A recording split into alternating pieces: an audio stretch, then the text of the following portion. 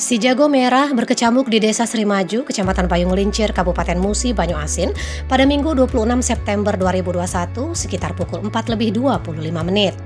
Api menjelati sebuah bengkel motor JM di ruko milik Joni. Dalam musibah tersebut, 3 anak beranak dalam bengkel meninggal dunia akibat dijilat api. Ketiganya adalah Sionio dan 2 anaknya, masing-masing Albert Juniub dan Felina Oselin. Polisi menduga kebakaran tersebut berasal dari hubungan arus pendek listrik di bengkel tersebut. Kasat Pol PP Musi Banyu Asin, Heryadi Karim mengatakan, api dapat dikendalikan setelah pihaknya melalui posko damkar Payung Lincir mengerahkan 1 mobil damkar. Menurutnya, api berhasil dipadamkan sekitar pukul 12:45 menit. Heryadi menambahkan kesemua korban dalam musibah tersebut dilarikan ke rumah sakit di Jambi. Sementara itu, Kapolres Musi Banyu Asin AKBP Alam Syah Pelupesi melalui Kapolsek Payung Lincir Ibtu Firman didampingi Kanit Reskrim Ibtu Randi Dwirendra mengatakan pihaknya telah melakukan olah TKP dan mengevakuasi ketiga korban.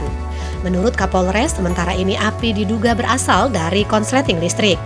Untuk pemilik ruko sendiri, Joni saat ini sedang berada di luar kota bersama istri dan anaknya. Romi Rifano melaporkan dari Payung Lincir Musi Banyu Asin untuk Anda.